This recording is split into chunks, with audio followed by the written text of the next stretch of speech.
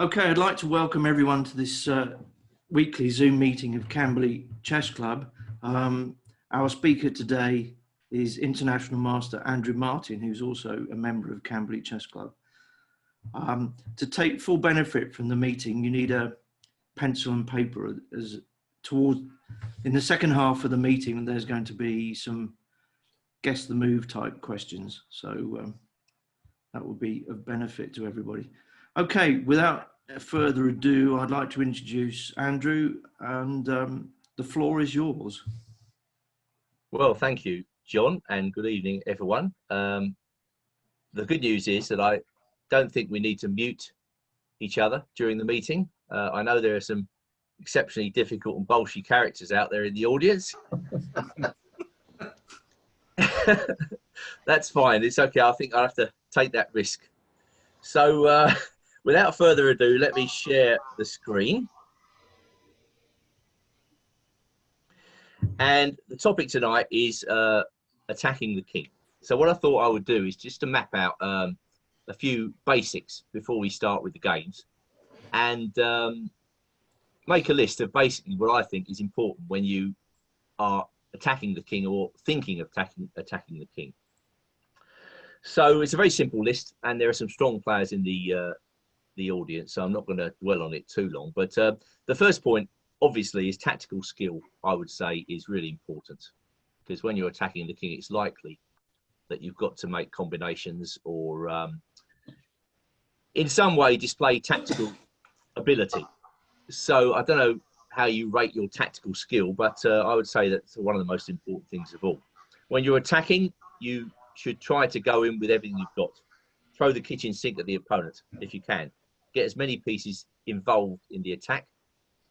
Now we come to a couple of ideas which I think club players often get caught out on. Conditions have to be right. I think some players think they've got an attacking style and they attack come what may. They take huge risks. They're not attacking when the conditions are right for an attack. And that's really a question of judgment. Generally, superior development sets up the attack. If you've got an advantage in space, if you've got an advantage in development, that usually gives you the opportunity to attack. Attacking prematurely cannot succeed. That's the extension of number 3. And final thing is to keep an optimistic and cheerful frame of mind when you're conducting an attack. I can't really remember the number of times that I started to attack, and then halfway through I thought to myself, just a minute, this is not working out, this is unsound. Well, at that moment you can't back down, you've got to keep going, and it's helpful to be as cheerful and optimistic as you can be. So does that all make sense? Are there any questions on that very brief summary? I like number 6, Andrew. You like number 6? Yeah, I mean, I kind of assume you're also implying keep your manner and the way you are looking as well as playing optimistic, to give the impression that you know what you're doing, even if perhaps you don't. Yeah, I guess that I think that's probably very important too. Yes, I mean, if you start to hesitate or you start to look down in the dumps, the opponent's going to pick up on that, aren't they? And they might look for things that otherwise they wouldn't look for. So yeah, you're right. To keep a optimistic, cheerful demeanour is also quite important too. So with all that in mind, we will proceed to our first game. Okay. So I have kept the game score open here. I'm actually writing a book on the Budapest Gambit at the moment for Everyman, and this is one of the games which is included in the book. It's only in its early stage, the book, but this is one of the more modern, high-level examples of the Budapest that I can find. Anybody play the Budapest here? Yes. Okay, well, okay, so you're going to be quite familiar with this type of thing. Anyway, the Budapest Gambit. Andrew, before you go on, we're still seeing the first board. Ah, okay, in which case, hang on 1 minute. I've got to stop the first share and then start the second share. Right, is everybody okay with that? Yeah. Yes. Okay. As I say, I've left the I've left the score sheet open. There's no quiz on this, so we'll keep the notes as they are. So the Budapest Gambit starts after d4, knight f6, c4, and now black plays e5. Now, actually, I found this to be quite an interesting opening because at the highest level, it's generally used as a surprise weapon. Very few top grandmasters these days have the Budapest in their repertoire on a regular basis. And that includes the black player in this game, who is Firouzja. I don't know if you've heard of this guy. He's one of the best young players in the world. And I'm sure he will grow to be a rival of Magnus Carlsen. I'm also sure that in this particular game, he used the Budapest as a complete surprise. And although his opponent is 26-71, I think it's unlikely that he was expecting this move. Now, Julian, you say you play this variation. Do you play it on a regular basis? Not at the moment. I have played it in the past. I used to play the main line, then I switched to the Farduets. So I play the Farduets occasionally. Okay, well, we'll come to that in a second. In actual fact, the Budapest has got an interesting history. It was analysed by a little analysis group in Budapest back, I think, towards the end of the 19th century. And the first top player to use it at that time was Geza Maroczy. I'm not sure he had the Grandmaster title because it didn't exist at that point. But Maroczy is, of course, famous for openings like the Maroczy Bind. He was a very solid player. And he was the first person to use it. But the most famous Budapest game at that time was a game between Vidmar as black and Rubinstein. And Rubinstein was considered impregnable with the Queen's Gambit. So Vidmar suddenly hit him with the surprise weapon and beat him. And that came as a revelation to the chess world. Since then, the Budapest has had a pretty checkered history. As I say, it's played more or less as a surprise weapon rather than as something that you tend to use all the time. I mean, at club level, it doesn't really matter. I guess you could play this opening all the time because it's really not too bad. But at the top level, you don't really want your opponents to prepare for you. I'll show you a variation, which I think is a little bit awkward for black as we go along. At any rate, in this game, Firouzja played knight to g4. And obviously, black is thinking just to regain the pawn. Now, as Julian mentioned, there is another variation here, knight e4. And this is called the Fajarowicz variation. Again, I'm researching this move for the book. It's not too bad. It's far more tricky than knight g4. But it's also more risky. Have you found that, Julian? Have you found that your opponents know what to do when? No, they don't know what to do. Point is, a lot of Queen's Gambit players don't know what to do. I mean, there are some people who've got vague ideas that they know they have to play a3, but apart from that, they're on their own if you play this. Yeah, that's right. Well, of course, that's a very good reason for using it. Not going to concentrate on knight e4 tonight. Let's look at knight g4. And now white's got to make a choice. And in this particular game, white played knight f3. Okay, that's one of the more solid moves. Very reasonable. There are three basic ideas in this position.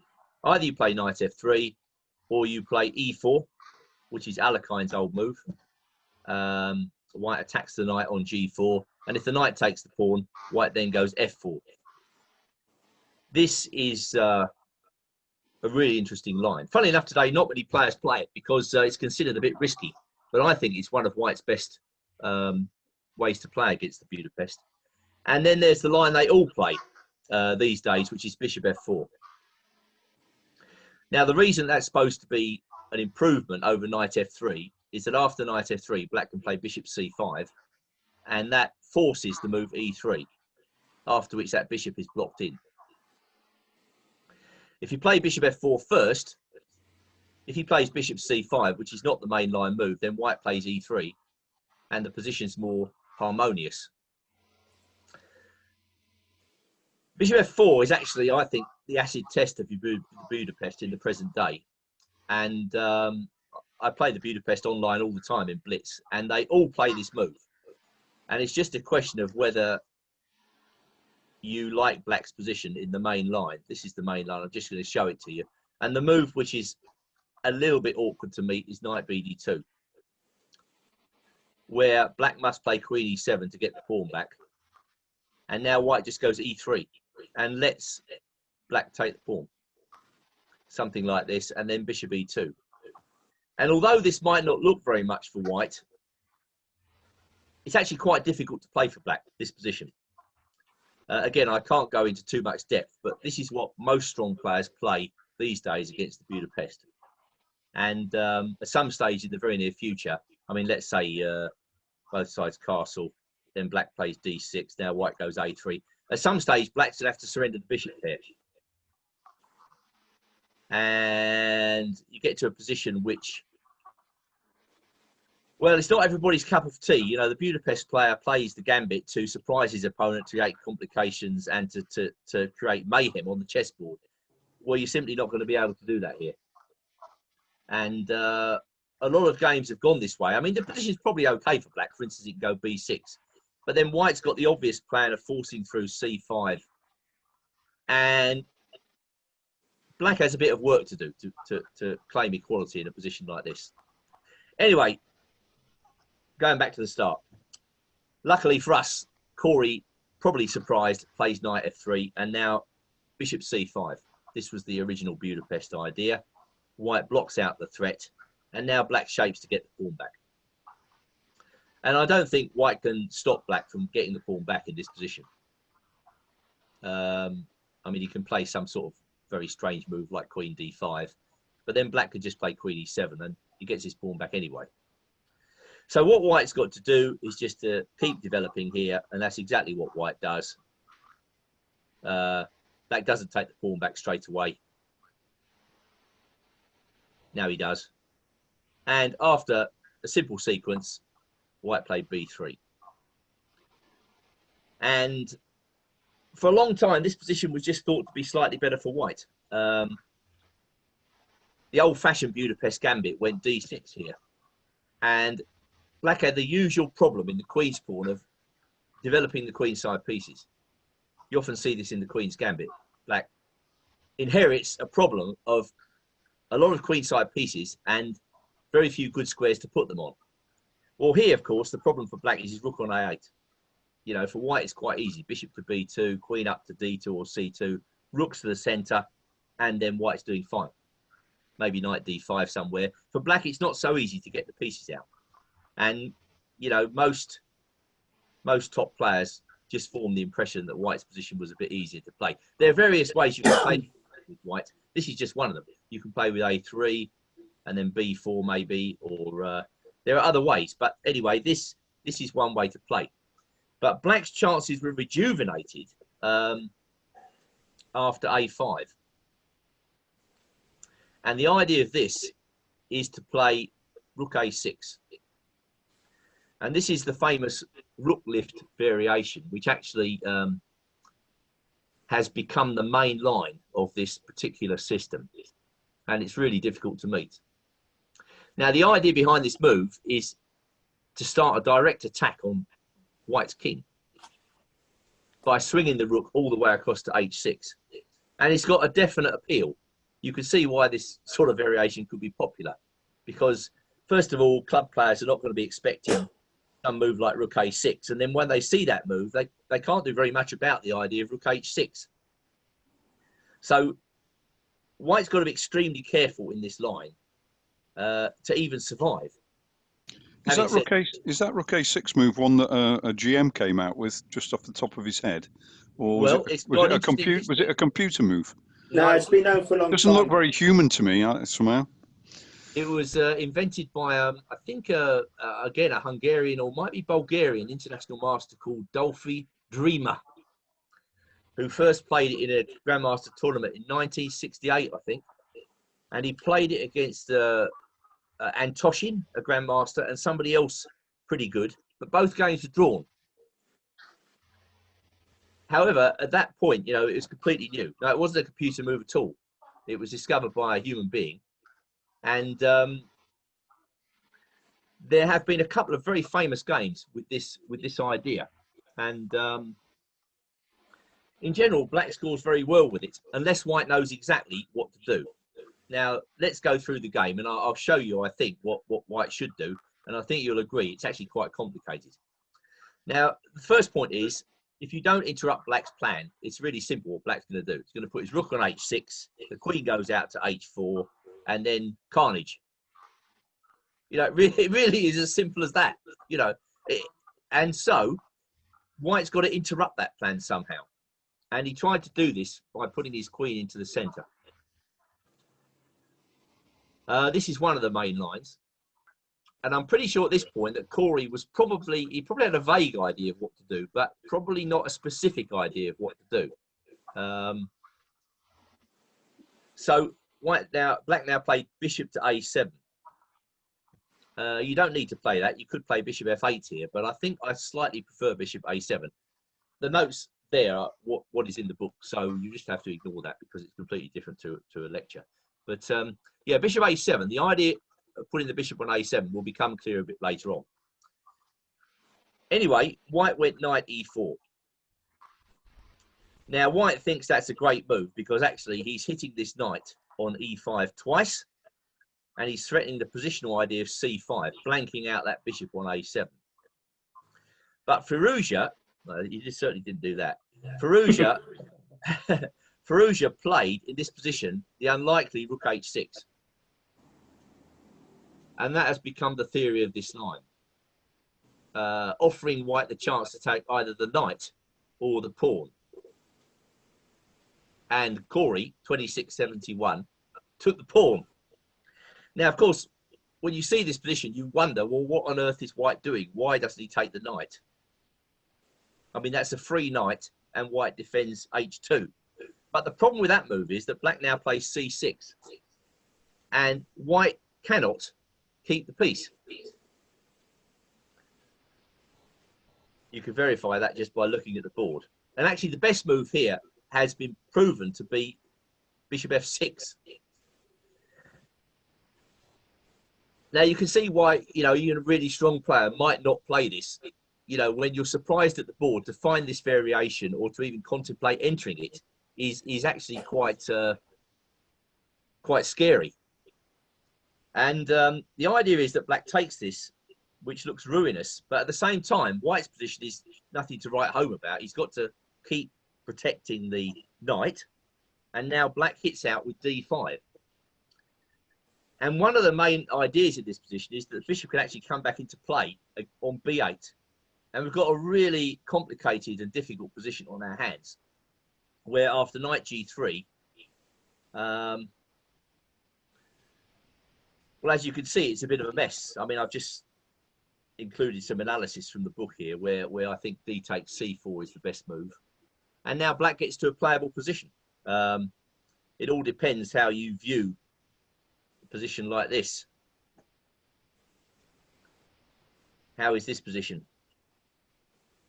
Black's pawn structure is a bit ragged, but if he ever gets f4 in, then he could be better. I mean, I don't know. Let's go back to rook h6. How complicated do you rate that variation?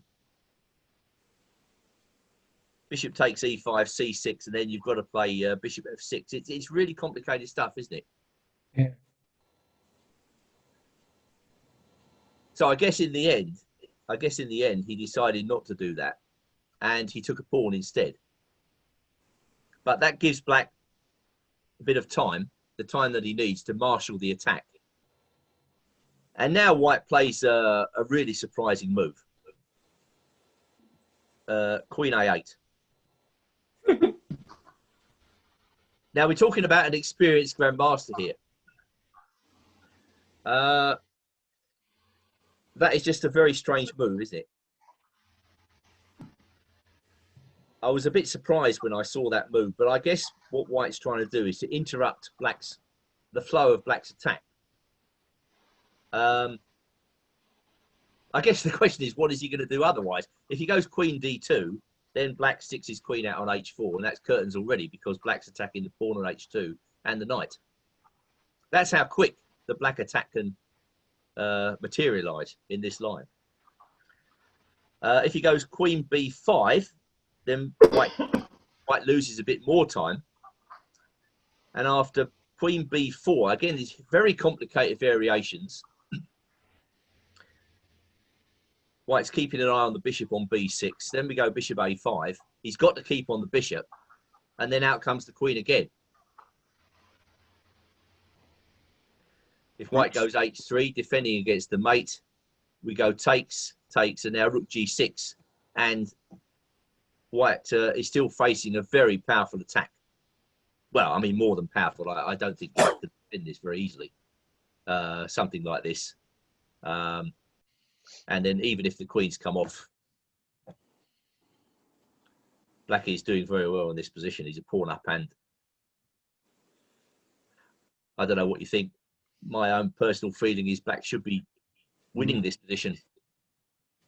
Yeah, take black. Looks winning. Yeah. Well, he's a pawn up, isn't he? That's the thing. If all else fails, he's still got an extra pawn to play with. So must be very good for black. So you can see, actually, in this position, white has quite an unpleasant choice. And he stuck his queen down on a8. All right, d6. c5, trying to blank out the bishop. Queen h4. Well, why didn't he go queen h4 straight away, Andrew? I missed that.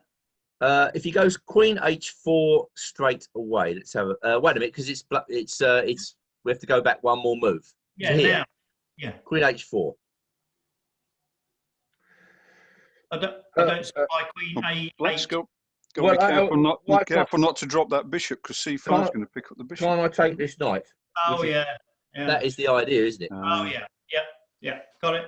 I missed that. Well, it's easy to miss because this is a very complicated game.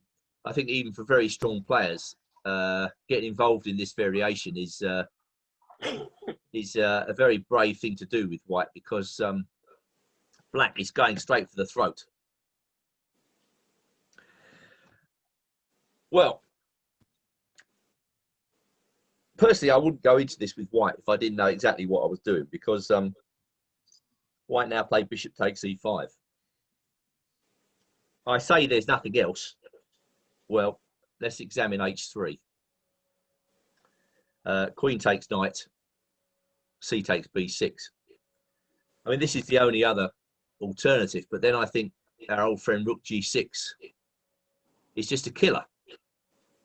Nasty. Well, it's just an absolute killer, isn't it? Because what does he do? If he plays f3, we just go takes, and then we get a very attractive move here. Rook takes e2 check, which is quite unpleasant. Goodbye. So, yeah, bishop takes e5 was played. Obviously, black can't take back with the rook because his bishop on c8 is hanging. And now f3. Well, I guess at this point, white's getting a bit desperate. But that does have the virtue of protecting the knight and giving his king a bolt hole. Now, if he plays h3 again, I analysed the really complex variation here, where bishop d7 is played, and then if he takes the pawn, we go bishop c6.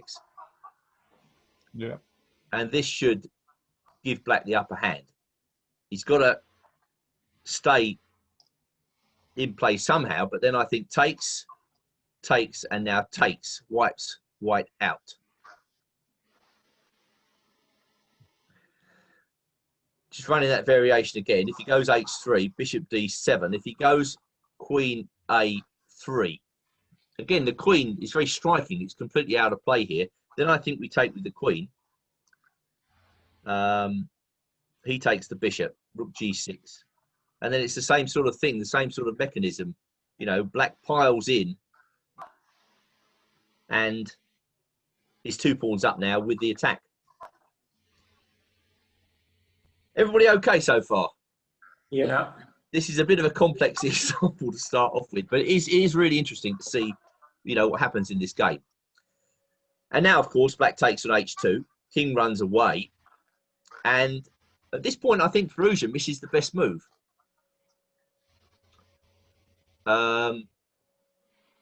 well, I can think that most of us in the room would probably play rook g6. I mean, that seems like the obvious move, doesn't it? But maybe queen h4 check. Driving the king back. I don't think he can block. That would allow black too much play. Now bishop d7. And I'm not sure that white is surviving this one. If queen a3, and I have analysed this with quite strong analysis engines, then black goes f5. And lines open up towards the poor white king. And black gets to land his attack in this fashion. Again, I'm not sure white can defend himself here. I think there are just too many threats.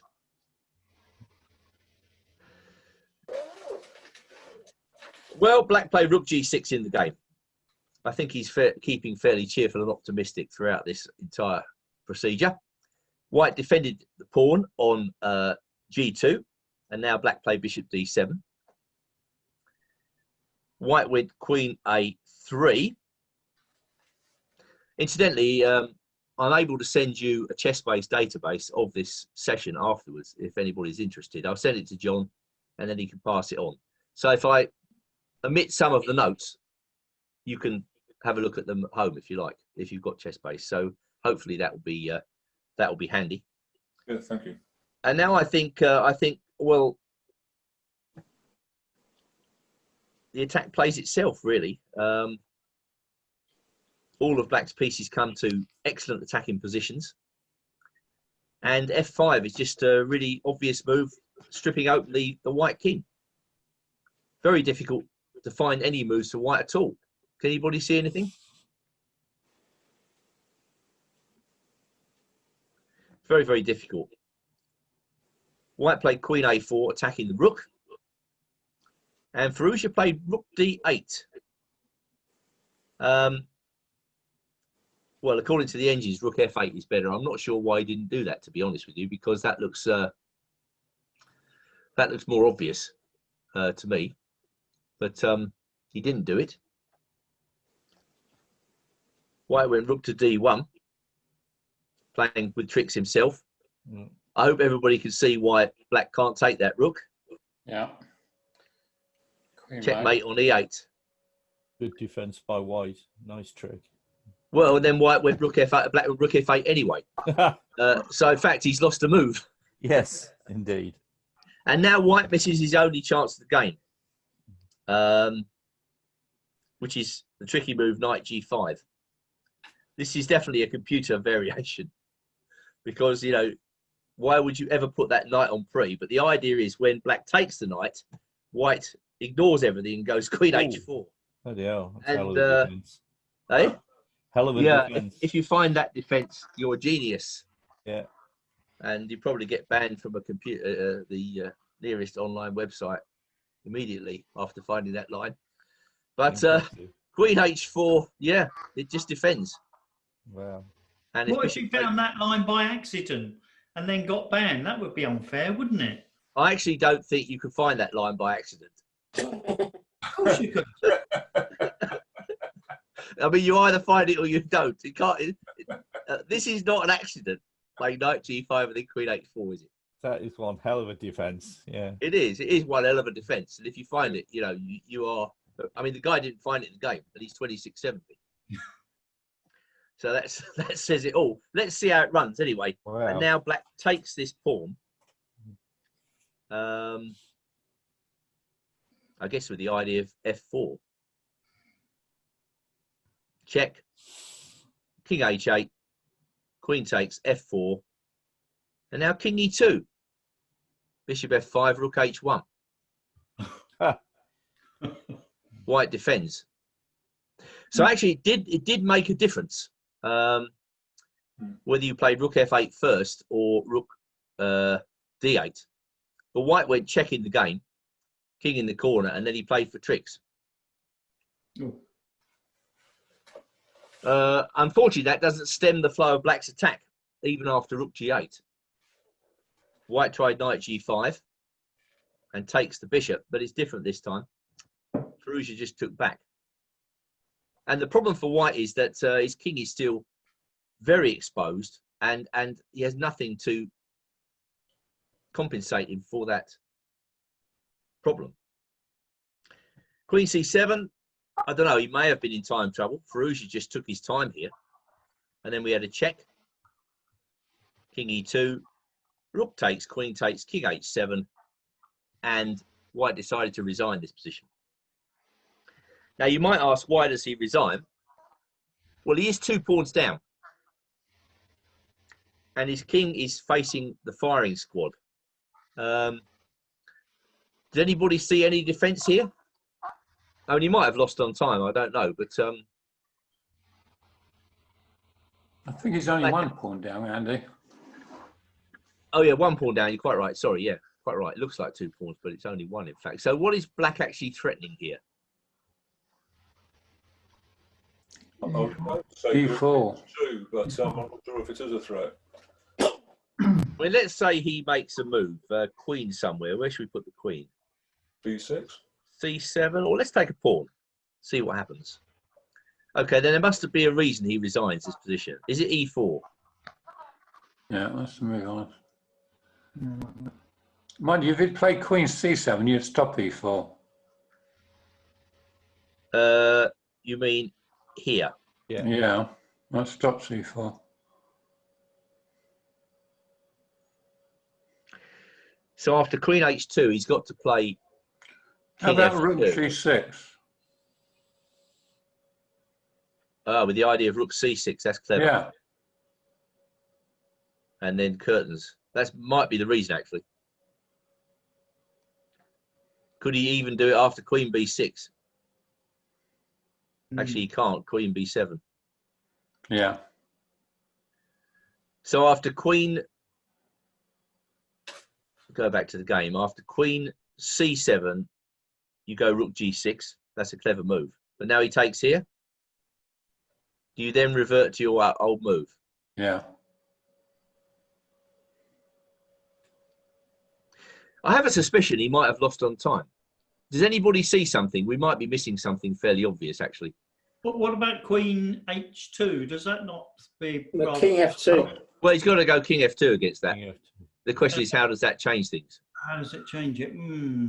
Of course, he can go F4 after that, I guess. Yeah.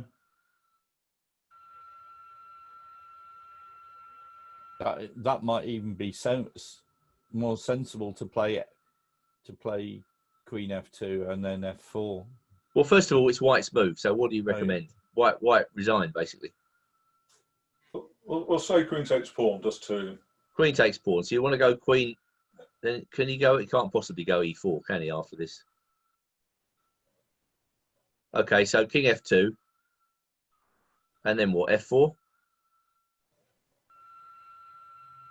Does that have a threat? Yeah, go on. F4. I have a suspicion, you might have lost on time. Yeah.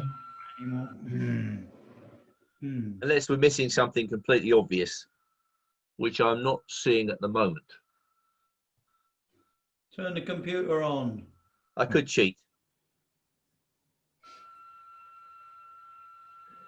Well, it's minus 2.6. Wow. So let's have a look. If he takes on B6, E4 is apparently completely crushing, which I can believe. Yeah. If he goes Queen B8, Queen H2, as somebody said, King F2, and now Rook G6, just combining ideas. Rook C6 is going to be a killer. And if he plays Queen takes B7, Rook D6. then apparently check, King E2, and then E4 again. We can still play this attacking move. We've decoyed the white queen to an inferior square, and now we push forward. Go to the final position once more. No, What was the other suggestion? Queen C7, wasn't it? Was it Queen C7? Yeah, Queen C7 is possible. But then I think it's the same again. Queen H2, King F2, rook G6. And he can't stop the twin ideas of getting the rook in and E4. Well, how do you answer E4 with F4? Well, then you get killed with Queen G3 and Bishop G4.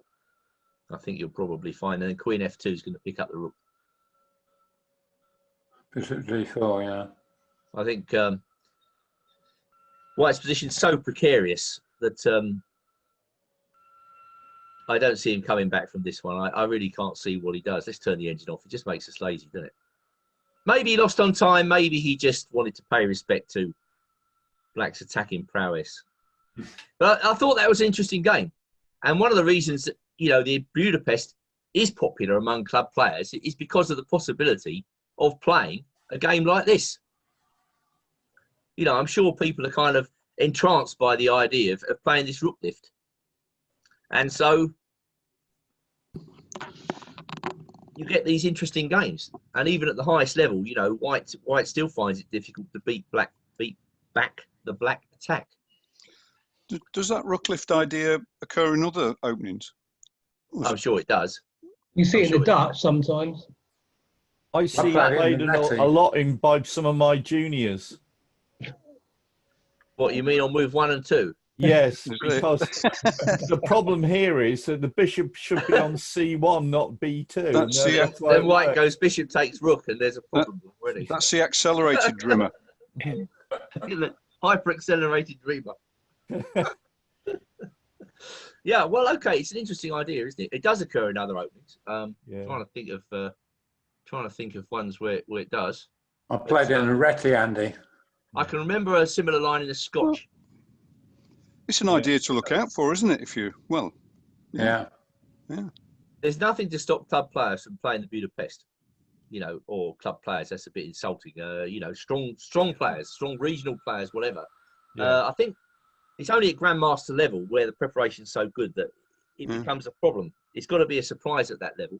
But at lower levels, I mean, I could see people winning game after game with this. I remember I had to face this in the Hastings Challengers against Mark Condy from Scotland. I'd never seen it before. And I was very lucky to escape with a draw. And he did exactly the same as the guy in this game, rook A6, rook H6, queen H4. And I was really struggling. I was probably about an hour down on the clock before I found out how to play. So it's very difficult to meet. I guess in most positions, rook A6 has no benefit because there's a pawn on D6 or there's a pawn on E6. And well, White would love to interrupt this plan and force Black to play D6. Yeah. But you've got to make sure that he doesn't. I've played it twice, Andy. Sorry? I played it twice. I played it in a Retty and I played it in a Nimzo Indian. What, a rook lift? Yeah. No. In the Nimzo Indian, he played A4, and I used it to put pressure on the B3 pawn, and I ended up winning it. Well, there you go. It is probably more common than we think. But it's certainly something to keep in mind. All right, so with your permission, let's stop the share, and hope you enjoyed that. As I say, I will send you these games after the show. And now we come to another game, which let me share the screen with you.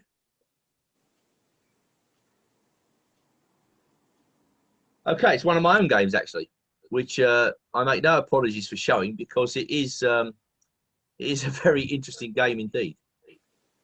And there's a bit of a story behind this game, quite a funny story, because about the time this game was played back in 1991, we'd had our first child, and I was working around the clock, working in schools during the week and then a weekend's training. And so Gosa had to play. This is a professional team of players from, I think was it Budapest again or Bucharest, one of those cities, and they had to play Wood Green in the European Club Cup.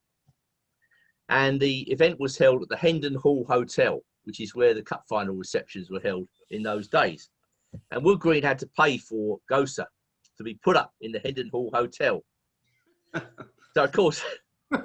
That cost a fair bit of money, and you know, of course, everybody expected us to get absolutely thrashed by these Eastern European professional teams. Anyway, just to show you what it was like in those days. I had to run a training session for Hampshire juniors in Basingstoke on the morning of this game. Yeah. So I thought to myself, how on earth am I going to do any preparation for this game? You know, because I knew I had to play Rakovic, who, you know, pretty strong grandmaster, a veteran, you know, very mature sort of player. How am I going to do some preparation? So I thought to myself, right, I'm going to get a printout of Rakovic's games, which is what I did. And then I presented this printout to the group. And I said, right, here's a guy, and you're preparing against him with black. How would you play against this player? So the whole session was revolving around analysing Rakovic's games and trying to work out what he did wrong and what he did right. So in the end, I managed to get some pretty good preparation, because in those days, the Hampshire kids were pretty good. I'm not sure. Let me see if I can remember some names. Could Kieran Smallbone have been in that group? Kieran Smallbone could well have been it. Adam Fish Foskett. Anybody remember him? Yes, I remember him. It's a long time ago. It's Oliver Worsfold. Well, this is 30 years ago. Yeah. But I'll never forget that. You know, that we finished the session, and I said to Joe, you know, pack up the pieces, please, Joe French, and I had to dash off to the Hendon Hall Hotel, you know, to arrive 5 minutes before the game, and then sit down to play against this guy. Anyway, we determined that he was a pretty strong technical player. He liked static positions and to grind people out. But if you could get some sort of tactical ideas going in a position, he became less certain. Now, it's all a question of grades of uncertainty, isn't it? I mean, what is uncertain to a grandmaster might be, you know, something completely different to a club player. Yeah. But you'll see what I mean as we go through this game. So pretty much expected him to play D4 and C4, and I responded with an Nimzo in the defence, which normally I would play the King's Indian, but I thought against Rakovic, the Nimzo was a better choice. I mean, I know Colin plays the Nimzo. Anybody else here?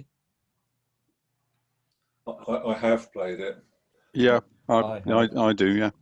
I mean, it's clearly one of the very best ways of playing for black against the Queen's Pawn, should white play knight c3. Of course, white often plays knight f3 or other moves, but g3, for instance. But if he plays knight c3, then I think bishop b4. And of course, these days, most people play queen c2. That's the fashion of the current day. But Rakovic decided to play e3. And now I played b6, which is a line I've always liked. And one of the reasons I like it is that black gets to develop the queenside pieces quite quickly. As I said, I mentioned earlier that getting the queenside pieces out in Queen's Gambit positions can often be a real chore. And it's exactly the same in the Nimzo Indian. If you play with d5 or c5, you've still got the problem of where to put those queenside pieces. So b6 threatens to remedy that situation straight away. Well, white played knight e2. I mean, you could play bishop d3 clearly. Bishop b7, knight c3, knight f3, and then black can go knight e4. Yeah. Again, this is very playable for black. It all depends. It depends what you like. And so bishop a6, which Fischer also played in one famous game. Porter. And beg your pardon? Against Porter. Yeah. Nice. Yeah, and this variation actually was played a lot in the 1950s in the Botvinnik-Smyslov World Championship matches. Knight g3. Slightly unconventional. Well, white normally plays knight g3 or a3. Knight g3. I guess the reason they play a3 is to avoid double pawns. After knight g3, then I think black takes on c3 and goes d5. And I was quite happy with this. I mean, I knew what to do in this line, basically. a3, got to take it. Well, you don't have to take it. You could retreat bishop e7. That's another line. But taking's more straightforward. Take, and then d5. So white's got the bishop pair. Black has some pressure on the light squares. It's quite an interesting position, and white normally just plays b3 here, just to keep the pawn structure intact. And the game continues. Black castles, knight c6 to a5 or queen d7, something like that. I was familiar with all that. But then Vacevic played a move which I didn't expect. And I'm not too sure that it's the best move in this position. As I say, I'm pretty sure he was angling for some sort of static situation where he was going to grind me down. But of course, taking on d5, that does allow black to take on f1. King takes. This wouldn't be everybody's choice with white, but it is possible. And now white played b4. So what do you think he's trying to do here? What would be his positional ideas? You think with the king on f1, black would be doing quite well?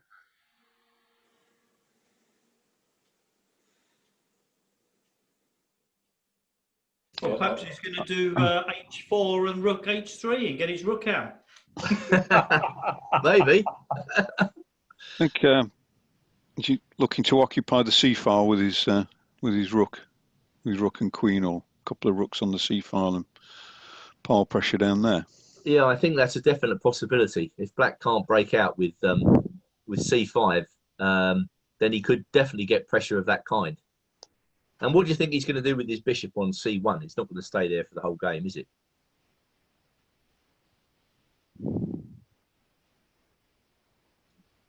Come to a3, I suppose, is it?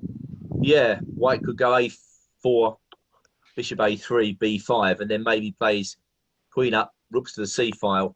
Of course, before he plays rooks to the c file, he's got to play h3, king g1 to h2 or something like that. It all takes time. Has white got a chance to play f3, king f2? Yeah, he certainly has. G1 and king g1. Yeah, he certainly has. He certainly has. But of course, that's a slightly more shaky pawn formation once he goes f3, isn't it? Yeah. Anyway, black castle. I decided to just get on with development. I mean, I think I was definitely expecting g4 here. I was quite surprised when he didn't play it. That type of thing was seen in the Botvinnik-Smyslov matches. It looks a bit weird, but it's not that weird. You know, white makes a square for the king on g2, and it's not out of the question that white might start to push those kingside pawns up the board. It's quite a really complex position. I think black should play queen d7. And then if white has to play f3, well, I guess I just get my pieces out. I don't know, it just leads to... messy. Just leads to a very messy and interesting position. I think the main point is, if white is allowed time to get his act together, then he could be seriously better. But if he isn't, black does not give him the time to execute those plans. Because how long is it going to take white to get his act together here? 1, 2, 3, 4, 5, 6 or 7 moves. Yeah. So black must keep active, get his pieces out, and try and get an attack together. And, well, as you'll see, this is exactly what I managed to do. So over the next few moves, it's nothing complicated, really. Both sides are kind of marshalling their forces. White makes room for his king, and black centralizes the pieces. And now white makes a mistake. And I think he really underestimated my chances here. I mean, the fact is that we've got a position where at the moment, white is playing without his rook on h1. And black has all the pieces in play. What he must do is to make room for the king. Because, as you'll see, I think at this stage, he was probably getting a bit complacent. He was thinking to himself, okay, I can play, you know, king g1 to h2, get my plan together, and then do exactly as we mentioned earlier. But he ran into a combination, which he didn't expect. Ouch. Well, he's got to take that. Then comes check. And now, to his credit, he played the only move. I mean, I make a mistake in a minute. But it was already getting quite interesting. I was getting very excited at the possibility of landing this attack. King h2. Well, that's what he played in the game. That's the only move. Cheers. In order to understand why, let's take a look at rook takes rook first. King h2. And now we've got knight g4 check.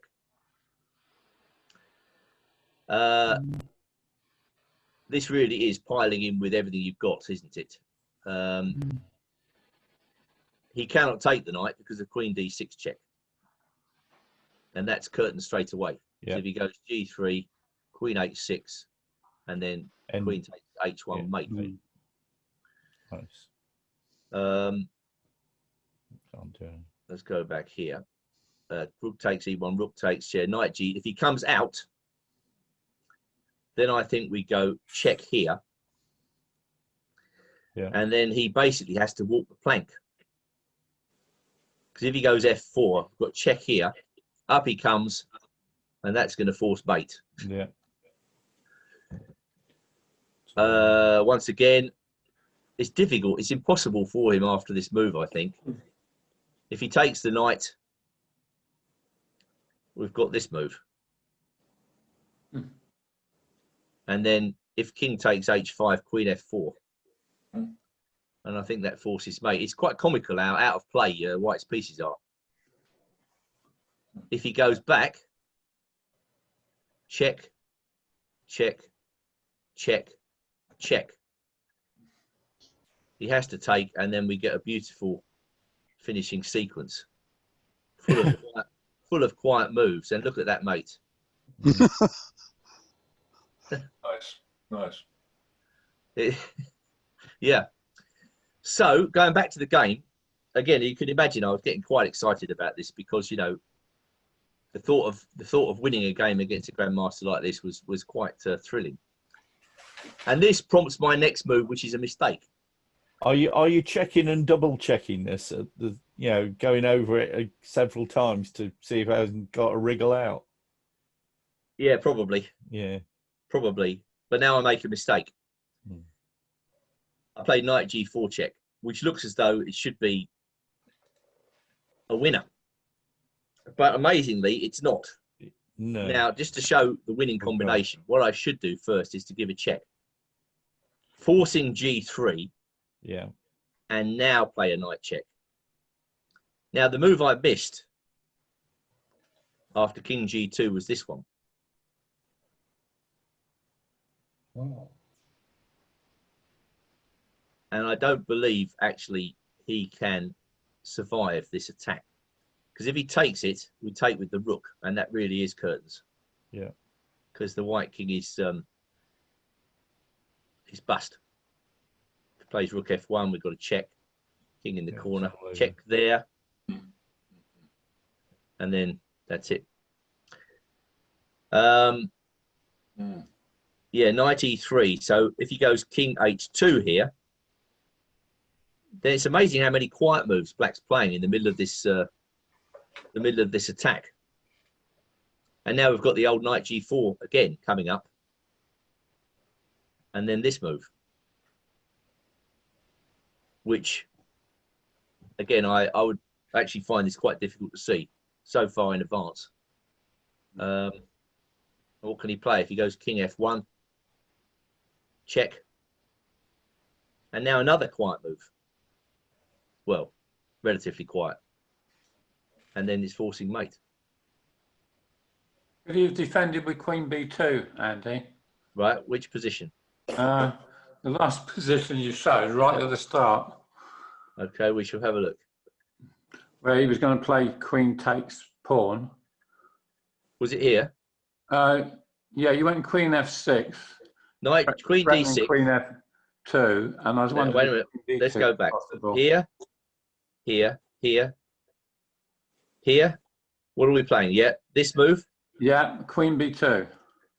Queen B2. Is that possible? Oh, he could take the pawn, I suppose. Queen takes D4. You might have Queen F3. Got is that Queen is that F3, yeah. Rook G1 he's got to play. You also got rook E2 as well, instead of Queen F3. Is knight G4 possible there? Well, I'm certainly thinking about it. I think Ken... Followed by rook E6. And he goes G5. Maybe not. Oh yeah, he's got. I don't know. Queen B2. Hang on.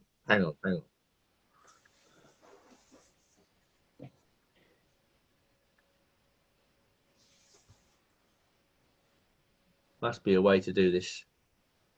Can't we do what Ken said? Knight c4 and then rook e2. This does look pretty good. Oh, unless you can take on e1.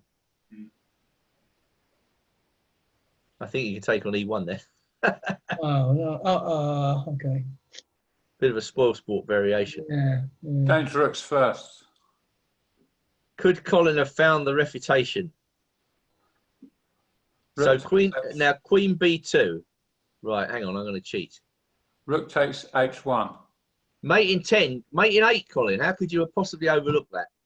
Knight g4. Of Well, course, I I was said just knight testing to g4. see if you'd seen this, but obviously you haven't. So knight g4. He can't saw take this it. He's one. got to go there. And now this move. Ah, yes, I see. Yes, well, of course.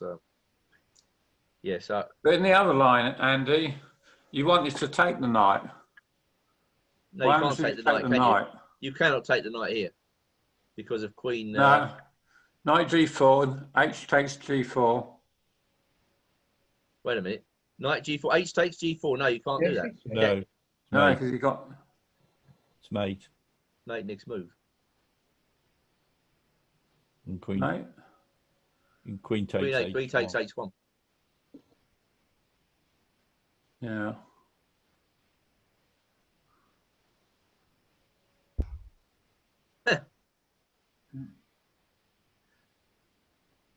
Amazing. Anyway, let's just run through this. If I can work my way through this really complicated analysis. I've got a feeling this is all over, isn't it?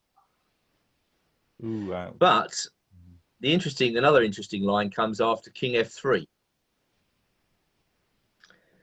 When again the poor old king is hounded up the board. Yeah. And then you get another mate with a pawn. Yes. Well, of course, What a position. it is an unbelievable position, yeah.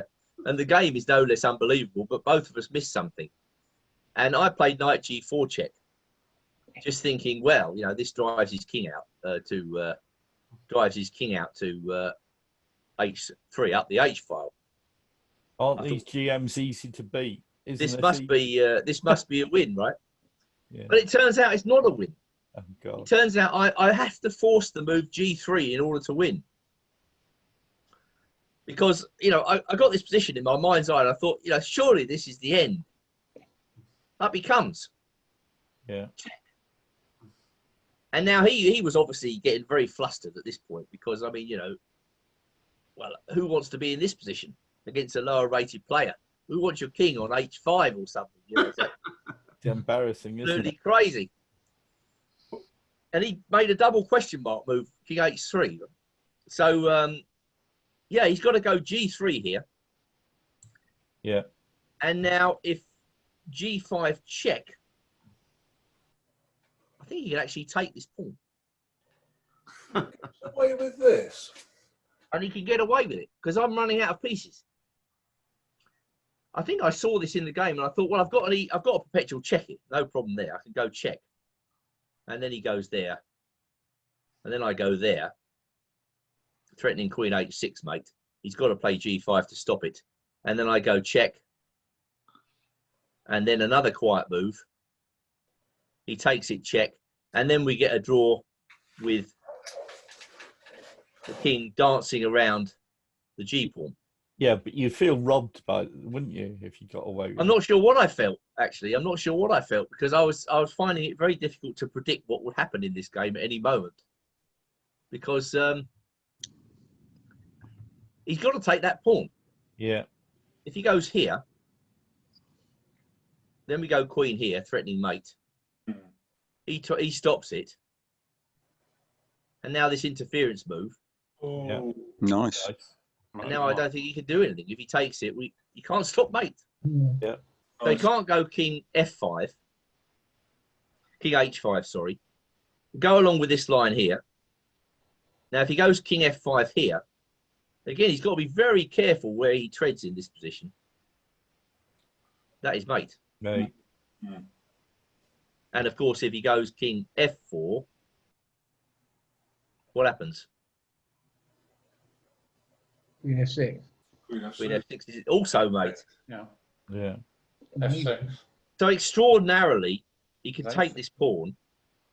And because I'm running out of pieces, I've got to continue firing bullets, but amazingly, I can't win this position. He probably believed you and gave up his confidence. And... Well, you know, black can even take a rook with check, but after king g4, incredibly, the white king has escaped.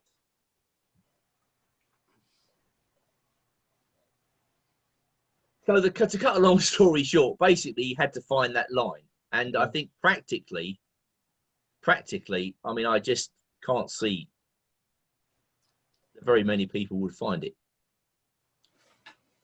And then, astonishingly, I haven't got enough firepower to finish off the attack. So how much of that did you see at the board? And what was your demeanor? What was your demeanor like at that point? Well, I think I was sweating buckets. Inscrutably. Well, it was a club match, of course, and you know when the match is at stake, it's a different kettle of fish, isn't it? But of course, you know, he actually, as I said, made a mistake himself, which you can't really blame him for. But this really is a question of piling in with everything you've got. I mean, I ask you, what would you feel like if I was facing this attack with white? I would be, firstly, very annoyed, and secondly, not really in the frame of mind to find only moves. And he played king h3 here. Rook E3. But then, of course, g5. Oh, g5. And his king is trapped on the side. A quiet move without a check. And then g3, and now a second quiet move without a check. And he can't stop mate. Nice. Yeah. That's easy to overlook as well.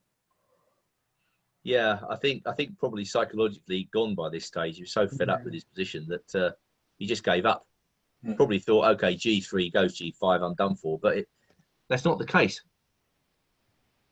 So quite an interesting game, but in many ways quite flawed as well. But nevertheless, a good example of attacking the king. Very good. Yeah, good stuff. Right, now it's your turn. So have you got a pen and paper? Yes. Let's stop the share. We will go on to our third game. Hopefully I have. Yes, that's good. I have. Can everybody see that board? Yeah. Yep. Yeah. Yep. Right, you're going to be white in this game. And, well, we're just going to play guess the next move from certain points onward. And this game will please Colin immensely, I'm sure, because it features one of his favourite opening lines in the Sicilian Najdorf.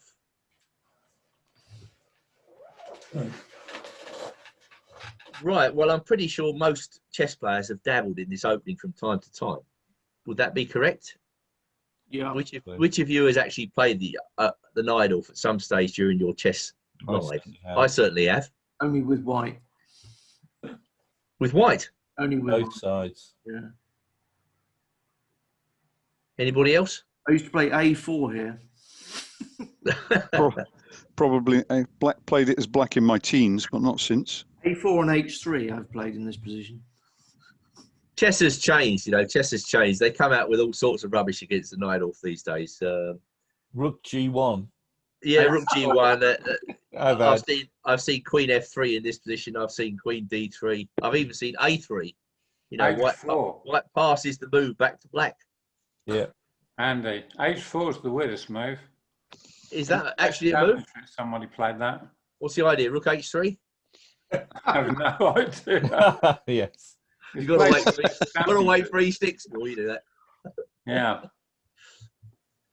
Well, this is a good old-fashioned Najdorf because white played Bishop G5. I knew this would please you, Colin. This one. This is what you do, isn't it? Is he there? Who? Colin. Colin. Yeah. Colin. I've got it in the current postal game. Ah. Well, you should get all the moves right in this game then. E6. Well, it depends. E6 got played here. Oh, yes, this is an old-fashioned Neidorf. Black plays down one of the main lines. Yeah. And now F4. Mm-hmm. But my opponent plays knight on B to D7 here. Well, the problem with this line from White's perspective is you've got to know everything, haven't you? Yes. Because what Black can play the poison pawn, Queen B6, Bishop E7, Queen C7 is a move, Knight BD7, as you say, is a move. You've got to know the Polygaevsky variation with B5. Yeah. There are myriad options for Black. And do you play him with H6 or not? Well, exactly. You H6 changes at some everything. point. Yeah. Now or in a move's time or in 2 moves' time. Yeah. You've got to know an awful lot. Anyway, Black did play Knight BD7, Colin. Mm-hmm. I played Queen F3. That's what White did in this game. You can go Queen E2. I'm sure you can, but White went Queen F3, just like you. And now Queen C7. Yes. White castled on the Queen side. B5. Black played B5.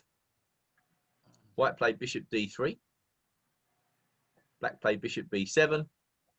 White went Rook HE1. And now Black played Bishop E7. All right, this is the first position where we're going to try to guess what White did.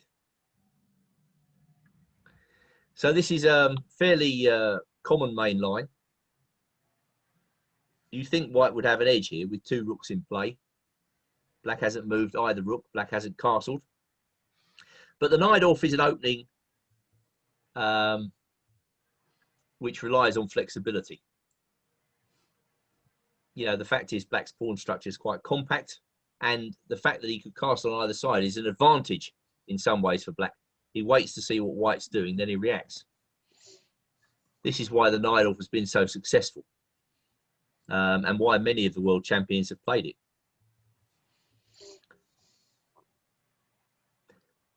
So let's see what you come up with White.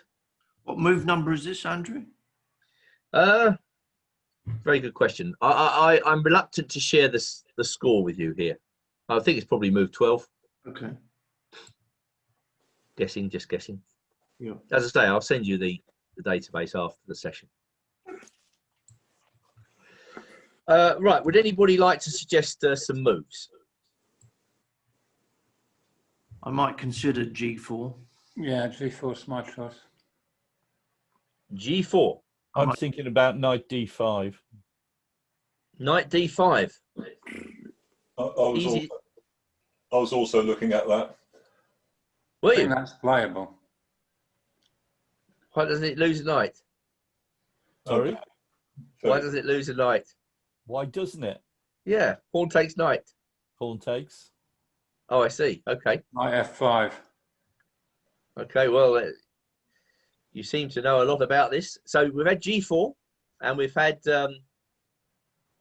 Knight D5. Is there any other suggestion? Exciting Knight D5, yeah. Anything else? Anybody else like to suggest a move? Some people play a funny move here, Queen H3. I've seen that played. I think you have a small advantage here, Colin. Well, I don't know. Well, it sort of stops H6. It's a funny move, but I have seen it played. Yeah, wait till You sure it's in this position? Is it? Or, this position?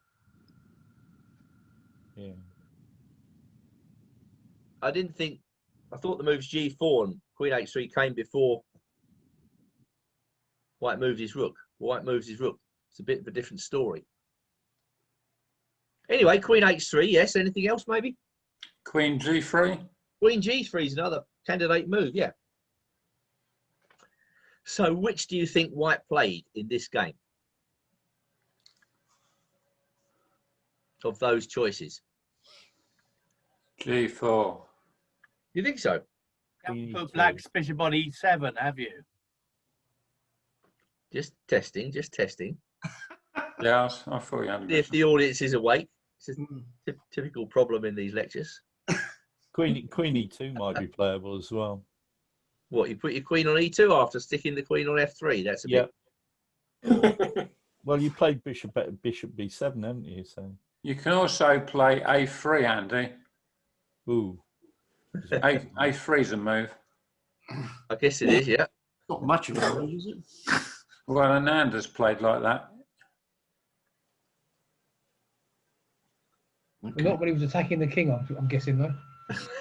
Well, yeah. Given it's an Go for the attacking the left toenail king first. talk, I think knight d5 is the most likely of the ones we've discussed. Right, please choose your move. What is it going to be? Right, G4. Oh, D5, yeah. White played knight D5. Gordon's going to go for G4, I'm sure. Yeah, G4. Did you play G4, Gordon? Yeah. No surprises there. No surprises there. Anyway, knight D5. Oh, well, this is a move with an interesting history. I think it was first played by Velimirovic, Yugoslavian grandmaster, in a famous game against Ljubojevic. Because hitherto, White was playing other moves. I think Queen G3, that was played in a match, Spassky versus Fischer. And it's quite a dangerous move. Yeah. One of the ideas behind it is if black castles on the queen side, White takes on F6. Yeah. And if black takes back with the bishop, then White's got bishop takes B5. And this is a really dangerous continuation. Because White gets three pawns for the piece and a massive attack. But I'm not sure what happened to that Spassky-Fischer match, but I think it was a draw in the end. But White made black suffer, if I remember correctly. Other moves here. A3, is that really a move? Looks Does get played. Anyway, knight D5. Mm. And of course, when you're facing this move for the first time, it's really difficult. I mean, if you really don't take that knight, then you kind of feel you let the side down. Yeah, but you wonder what you're walking into. Well, I'll tell you what you're walking into after knight takes knight. Yeah. Then bishop takes pawn. You're walking into the queen sack. Yep. Oh. And this is very unpleasant for black.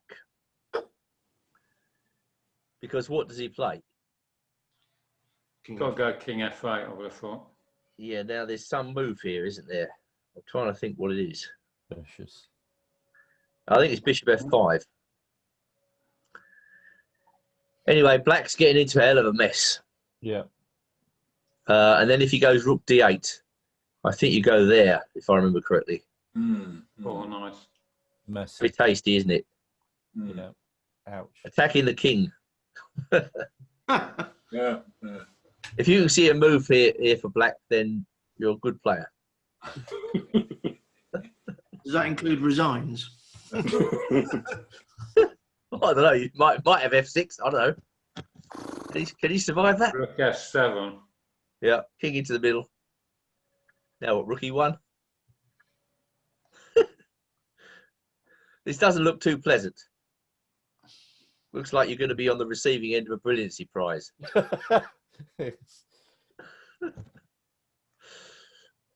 I can't see black surviving this. No. Anyway, Nasty. the presence of that line alone almost justifies this move, knight D5. Yes, But in the game, black was sceptical. He took. All right, now what? Pawn takes. Let's have a bit of reflection. We know you're the expert on this line, but he was playing G4. I like to see him play it now. Played anything else. Please play G4, Colin. Played C4, no. Not, C4 doesn't go with knight F5. You want to lose your entire score. C4 is definitely a move, but it doesn't go with this. What is the follow-up to this sacrifice? This is the question. Maybe some of you know this, but to people who are coming to this position for the first time, it's very difficult to find the moves. Well, I'm gonna play rook e7 in the end. Seven. You could hurdle over the pawn on e4. In a minute, yeah. In a minute, I'm gonna take that off and then play with the idea of playing rook e7. Hurtle down the e file at you. Well, let's see your move. Let's see your move by move. The knight off, move by move. Go on. Well, we'll take on d5. Oh, hang on a minute. So it's two of you taking on d5. Let other people think. Oh yeah. Actually, e5's not so stupid either. Well, there you go. You've already mentioned two possibilities. Yeah. Probably going to choose another move altogether, just selling a dummy to the crowd. Really. Yeah. Yeah. You play a couple of lousy pawn moves when you can do this, you know. Okay, well, what did White play here? 5 is good as well. Pawn takes pawn. The voice of death. Pawn takes pawn. There's a lot of ideas here. Yeah. There are. One of which is why is a piece down? Don't get so negative. Well, if black castles either side, you're going to be a piece down for nothing. So whatever you do, you better do it quickly. Yes. I don't want to be a piece down. No, you don't want to be a piece down, really.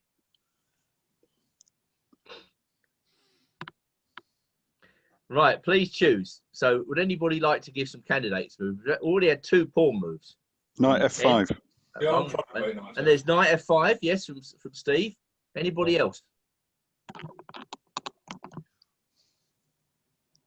Anybody else like to have a go? We've had three moves on the table. Pawn takes pawn, e5, or knight f5. Is there anything else?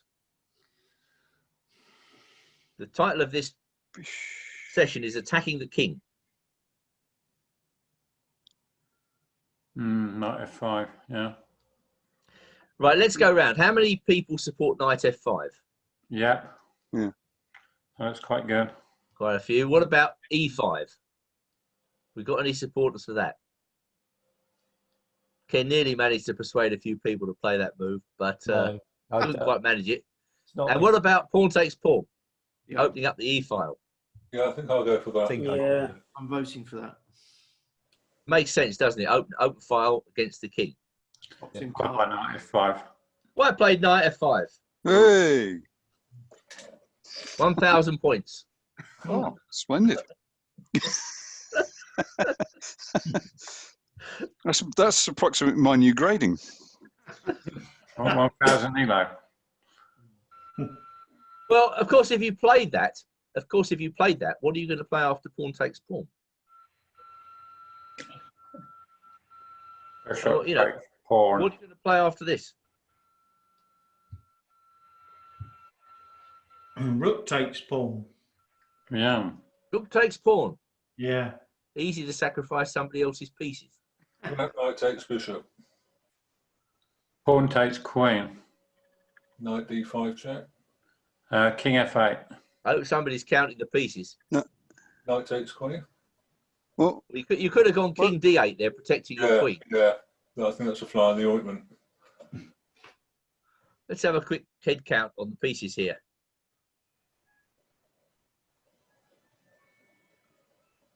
Oh, what's happened here? Screen sharing has stopped. Better That share was the a screen. funny move. It was so bad the screen couldn't show it. What happened there? You moved what's The internet's a bit dodgy at the moment, I think. Mine is anyway. What's an that? ugly move. Just a bit, I think, yeah. Right, we better get that back on the board then. Hang on a second. That was very weird. What happened there? You must have moved the knight onto unshare screen square. Right, hang on a minute. I'll soon get it. Void now. Perhaps Ben Feingold was watching. Right, hang on a minute. He would. We'll soon get this back. He'd That vote was for really knight. weird. I don't know what happened there.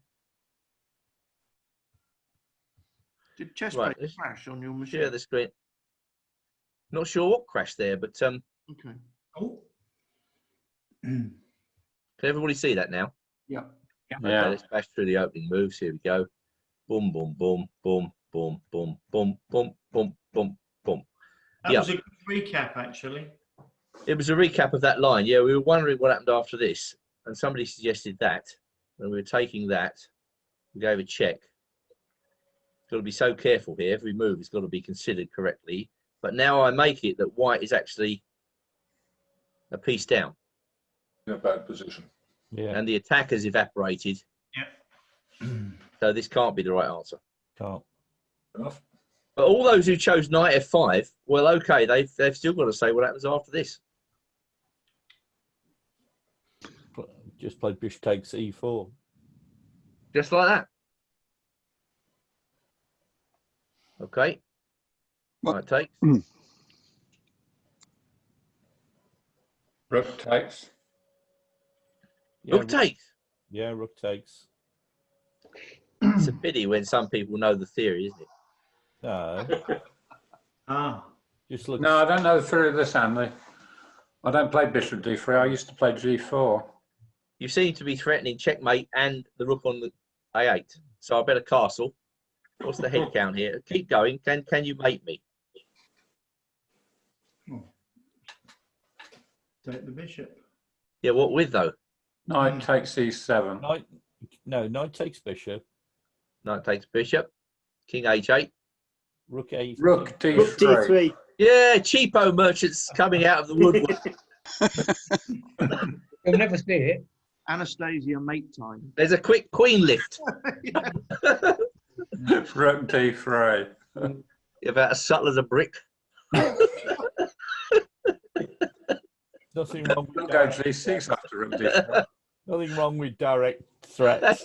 That's a rook lift, isn't it? So it actually ties in with the ties in with the theme of the evening. Okay, you mating me just a minute. I can block that. Yeah. You got to. Well, not very long. There must be something here, for God's sake. You'd think so, wouldn't you? Queen d4. Yeah. Well, Some Queen work. d4. I only got one move after that. 6. Starting to look very precarious.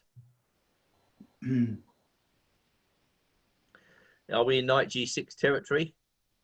No, rook h3 Close. first. We're pretty close. Not quite. Yeah, rook h3, all right? Rook h3 Yeah.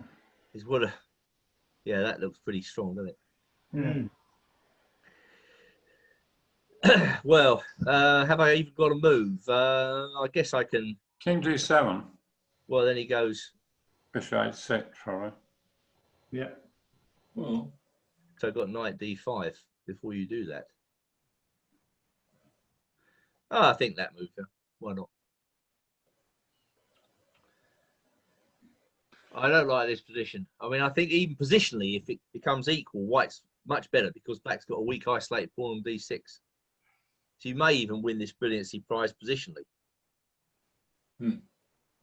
Once the knight gets to d5, black's position's pretty unpleasant, isn't it? Very. I mean, you might not be lost, but who wants to defend that? So the short answer to your query is that's exactly what is supposed to happen after pawn takes pawn. So black in the game played bishop f8. Back to you. He doesn't want you to take his bishop.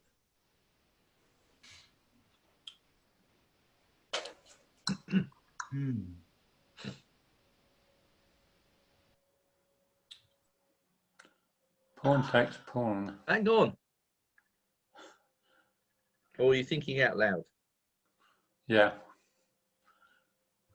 Well, there is pawn takes pawn, and furthermore, it's check. But is that right? You have to go to king d8, wouldn't he? Is that the right move, though? Are we suggesting moves here, Andrew? You may, yes. E5. E5, yeah. That's what I was going to say. E5. Nice. Interesting move. I suppose black might take that. Take back the pawn. And then put his knight on e4.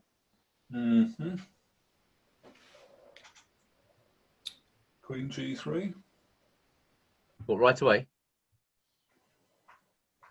After knight. Don't forget, there's a black knight on e4 at that point. Oh, e4. I beg your pardon, Andrew. I thought you said Yeah. knight 5. Sorry. I think taking that pawn would be probably unwise, so I think knight e4. Yeah. Sorry, I misinterpreted. Whereupon queen g3 is It's not very good. dodgy.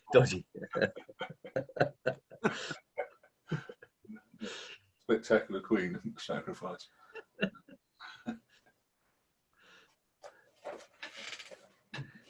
So we've had pawn takes pawn suggested, and e5. White's got to be fairly quick here because black's going to castle on the queen side, isn't he? Mm. And then your attack is no more. Mm. Yeah, so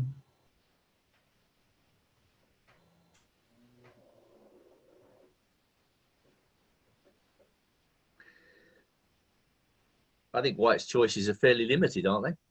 Hmm. So who's going for pawn takes pawn check? Yeah. Quite a few. And who's going for e5? I'll go for it. Keeping a cheerful and optimistic frame of mind as he goes through with e5. I don't know about that far. I know it sounds rubbish, but I'm going to do it anyway. White played e5. Congratulations. Well done. Yeah. Well, black took it. White took back. And as expected, in came the knight. So what is your answer to this?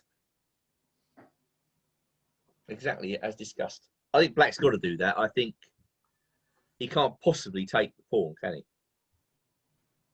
I mean, okay, how do we refute this? There must be an easy way to refute this. I was thinking queen g3 here. I don't know if that's right, of course. Queen to g3. Well, he's probably going to have to castle after that and give you back the piece, isn't he? Is knight takes g7 possible, Andy?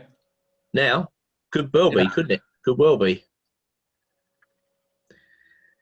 That looks very powerful, doesn't it? Yeah, that's pretty good. Very powerful move. Got merit. Keeps Not the only do king in you, the centre. I think 1,000 points to you, Colin. Nice suggestion. Well done. Oh, that's 3,000 I got now.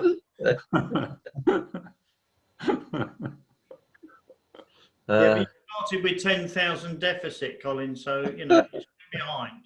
Well, because I got one wrong. Now, okay, knight takes g7 is just completely winning, isn't it? I think so. That completely crushes black. Yeah. Are you going to explain it to some of us? Yeah, sorry, what happens after bishop?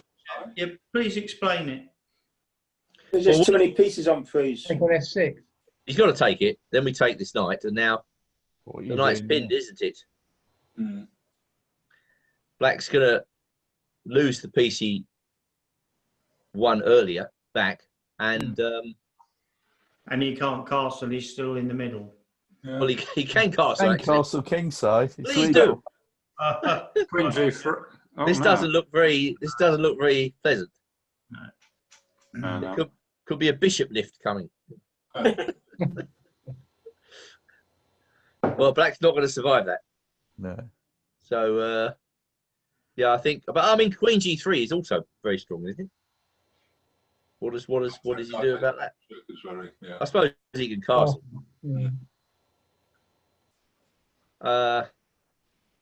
Well, that might not be so bad. Oh, this pawn check is crushing. Yeah. This Which looks one? better than the other line. This looks better. I liked your move better. Yeah, so did Yeah, I. that's what I mean. This is better for black than the other line was. Oh, Yeah, I think he survives that. I don't think he can survive after knight takes g7 check. So, of course, he plonks the knight in there. Right, okay, so this is the game. So let's take a quick look around. Black is in no position to castle. This gives white some time. You don't need to do something absolutely immediately. And if you could play knight d6 at the right moment, that would be very close to mate.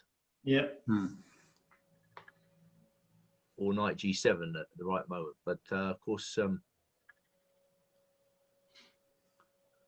You can't quite do that yet. So the fact that black can't castle makes me very suspicious about his position.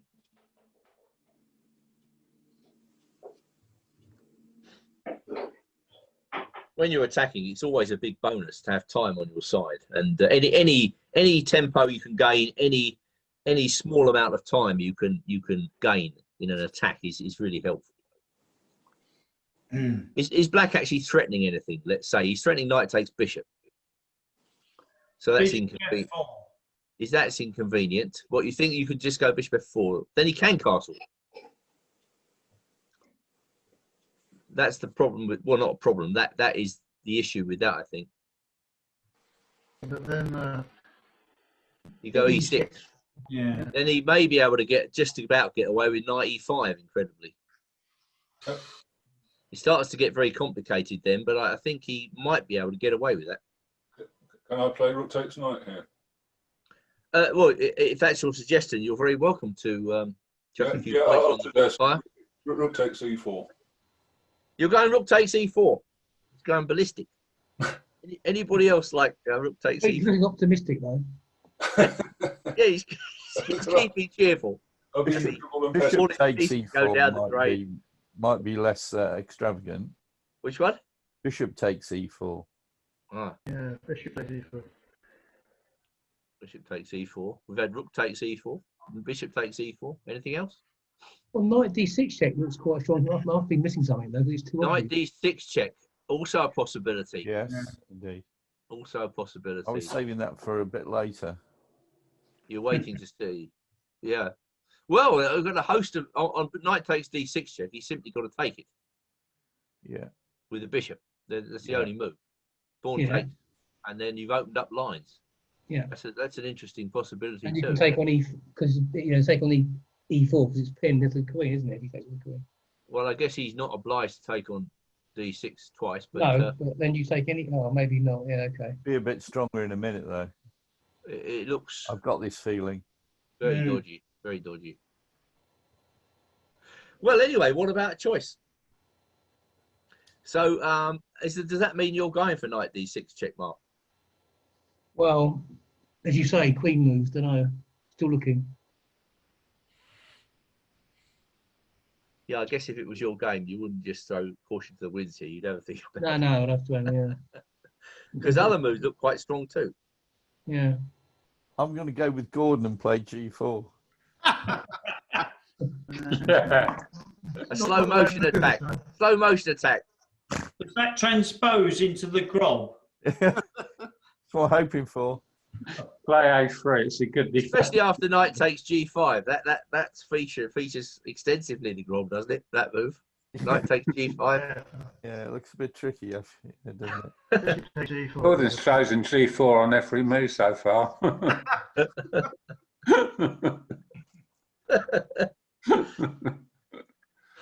Well, make your move then. Come on, let's see what you're choosing.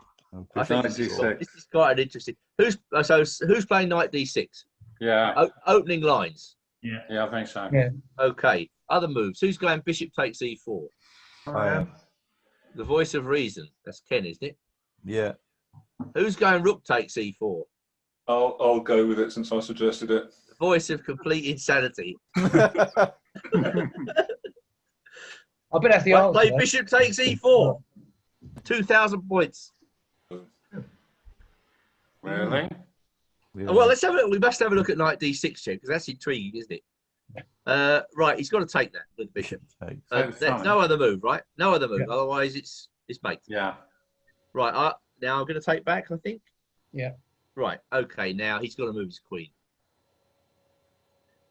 Because if he takes it, well, can he take? Can he actually take this insanely? We take on e4, don't we? Yeah, but then he takes back. But then we just go rook takes e4 check, and he's the bust, is he? Just play. Doesn't look clever. Takes queen. Pardon? You can just play rook takes queen, can't you? Well, then he takes your queen. Oh, no, it's pinned. It's pinned. It's pinned. Bishop takes e4. No, he's pinned. No, He's pinned. Just take the queen. Yeah, it's game over. So can't do that. So got to take this, and now he's got to move his queen. So this doesn't look very nice. We'll try that first off.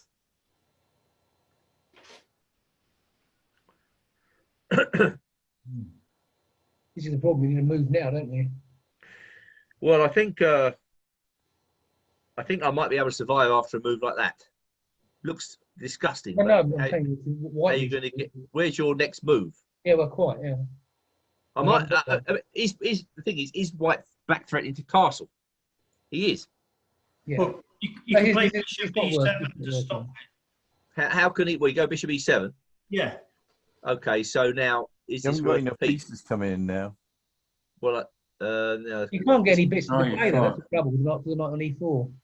Actually, Yeah. I think Working. just this move. What's the problem? Put the king on f7. How are you getting through? Queen h5. Don't forget to say check in a loud voice. Out of check. Now, shouldn't you have gone g4 followed by e6 with the queen? I quite like that. You mean queen g4? Queen g4 first. Please play queen e6. Well, obviously not now. Be my guest. This isn't working. You can't get other bits to play, can you? No. Black's got more pieces. Black is grovelling here, but grovelling successfully. Yeah. Groveling. All right, so that's knight d6 dealt with. Now we must take a look at, for sheer comedy element, takes e4. I was hoping it was more forcing. Well, I'll take it. And I'll take back with the bishop. I'll take. No, Thanks, will I take bishop. it? We've got to be a bit careful here. I was thinking if you take, I take back, and knight d6 is a big threat. Yeah. Joke might be on me. Well, it might be rubbish equally. I don't know. Rook Takes pawn. Rook c8 here. Have you Rook got- c8. C8. Oh, that's nasty. Ken's got Yeah, very ripped nice. up his sleeve. Very nice. And bishop takes bishop isn't so good now. Knight d6 check. Knight d6 check is the only move to hope that keeps it going, but I don't think it does really. Well, Yeah, it's got, nice one. it's got to be removed. I Pawn have takes bishop. He's got one of his very. Queen c4. Let's keep forcing the pace. you. Bishop takes bishop check. Oh, it's not check. Oh shit. You could almost play queen takes pawn check actually, Are you if you wanted. going bonkers here? Oh yeah, that's quite interesting. I'll leave that escape move for a minute, Colin. But yes, you're right. Going into a level endgame. Is No, it but what would be a piece up in that variation? not an exchange down? No, it's a whole rook. Exchange down. Rook on Yeah. c8. Ah, I see. Queen takes here. Yeah. And then bishop takes queen, obviously. Yeah. Okay, so we've got to play that. We're still getting mullered. Well, No, Muller, there's exchange up at the end. But yeah, it's not clear, is it? I How don't did he get out? say it's unclear would be an understatement. I suppose he probably gets out. know. He probably. Yeah, maybe as Ken said, keep it in reserve for a rainy day. I don't know. It's quite an ingenious idea. I'm going to give it 3,000 points for ingenuity. As there's no prize, let's make it 5,000. And comedy value. Comedy value. As much as anything. Well, bishop takes e4 was played. Black took it. So what's the follow-up?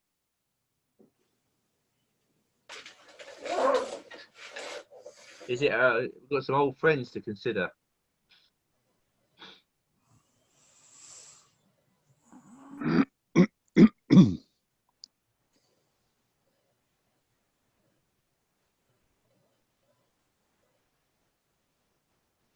Can't make that work.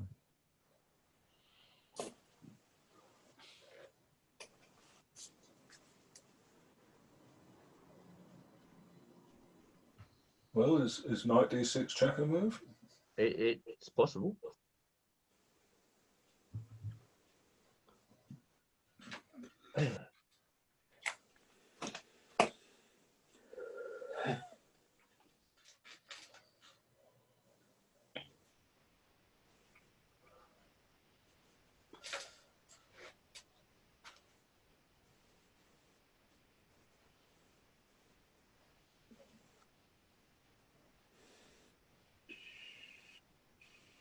I think white's got to be fairly direct.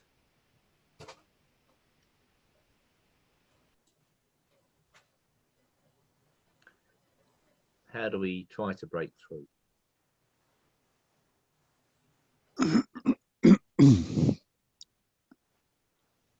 I think knight d6, obviously black's got to take that if that is the move. Then pawn takes, is that right? Yeah, well, then queen c6.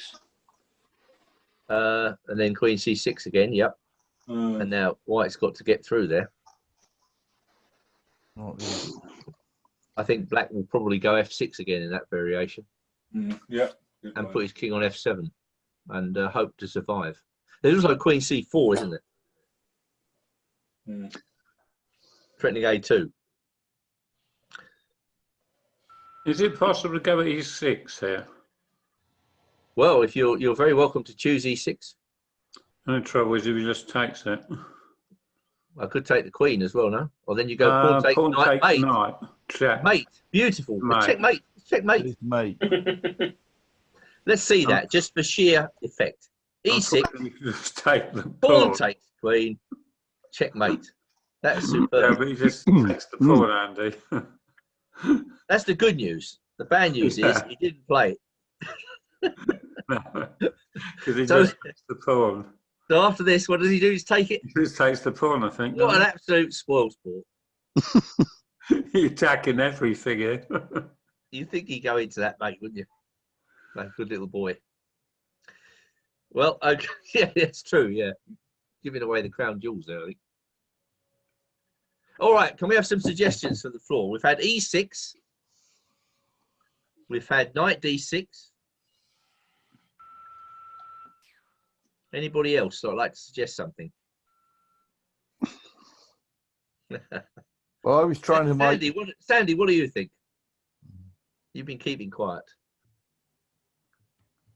I'm looking at rook takes knight. Rook takes d7. Boys, really all in. But I don't think that works. No, Can I take it with the queen? Yeah. I was trying to make queen a3 work. Queen a3. This imagination is beyond belief. Bishop takes Queen a3. Yeah. Bishop takes queen. Knight g7 check. King f8. Bishop h6. You're not even. Are you threatening mate there? That's all right. I've given up at this point in the line, but at least I thought about it. It would be a hell of a move if you played it. If it worked. Threatening knight g7. Let's do it. Here we go. He gets a check for the queen. Bishop h6? Yeah. Okay, how do I refute this? Really refuted. I don't think you need to. Well, let's start with that. I don't think you need any more work. Yeah. Yeah. He takes, queen takes e5 maybe. Yeah, that's enough. Oh, very good. Brilliant idea. 8,000 points. Creative. Rubbish.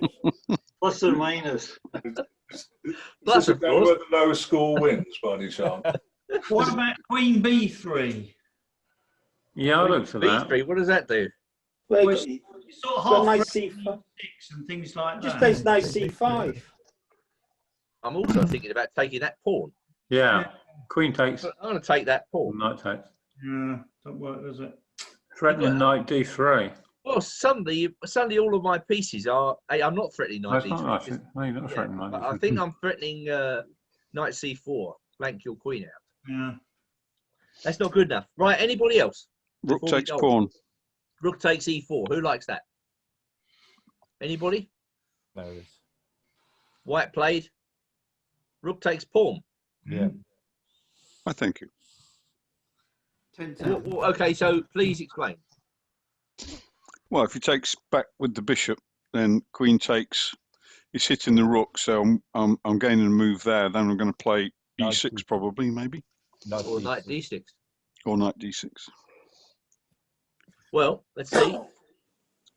Play queen c4. Tricky. So if he takes this, queen takes, and now rook c8. Knight we see the d6. move? Knight Knight d6. d6. Takes. Takes. Check. King f8. No, mate. And now what happens? Well, you can just take the queen. That's good Take enough. the queen, yep. So going back, rook c8. What happened here? Just a minute. Let me get the game score up. You said queen c4. Play queen a7. Queen c4, yeah, that's it. Right, okay. I told now- you you should have played a3. What's happening here?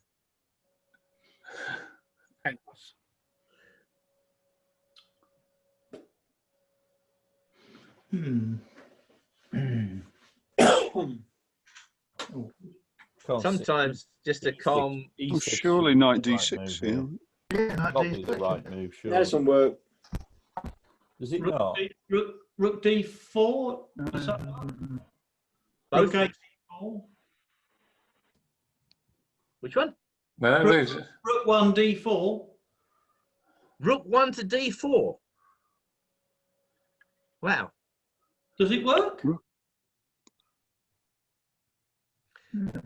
Well, I'm tempted to go queen takes a2. yeah. Extraordinary move. Can I Well, possibly get then, away? then your queen's right out of the game. Yeah, but you can come back to e6. Are you keeping It's cheers? quite a good square. Because no, Well, we've always got knight d6 if you put your queen yeah. there. You Come know, on, guys. I think you're missing something here. I certainly am. something better. I mean, you get the feeling that Blackie's just, ready to Hanging be on it. ready to be crushed. So how do you? Oh, rook takes knight. Is rook takes knight possible? Followed by queen d1 check if he takes it. Rook takes knight. Okay. Well, my first thought is to go But you ignore probably everything. take And go that. here. Queen. I'm Queen threatening d1. mate, my friend. I'm threatening mate. Queen Knight d1. Knight d6. Queen Knight d1. d6 well, then check we- here. Checkmate. And we got rook up the end. This is what about that? Yeah, that's Yeah, that's quite good. That's There great. was knight d6 check before. Where? Yes. After bishop e4. Knight d6 check here. Knight d6 check. Why can't I take it? You just take it, yeah. Queen. Queen takes. Queen's defending Missed that. f7. Oh, that's sneaky. like queen. Knight or flash, you'll find are very sneaky. Yes, it's quite a Oh, bewildering looking position, isn't it? Mm. All right, so queen c4. Come on, he's trying his last cheapo. You can't allow him to get away with it. Rook d4 does work best. Rook d4. This one, you mean? Yeah. That's a strange looking move to me, but there you go. Why? I don't know. Maybe I'm just getting it wrong, completely wrong. But What all about right, well, knight? let me take that first. Yeah. Show me what you've got. Well, now we go knight d6. Knight d6. Knight d6. All right, hang on. Takes. What about? Takes. No, Oh, then queen takes, and that's the end. I can't do that. yeah. I've got to play king f8 there. And then we do. This does not look good. It's a funny position, isn't it? You look as though white's. You go rook. You go rook. No, you can't. It's a very strange position, isn't it? Anybody see a win? No. Well, if there's no win, of course you lose. Queen f5. There's no. Queen Queen F5. F5. He wants everything and he wants it now. Goodbye. Queen takes knight. Yeah,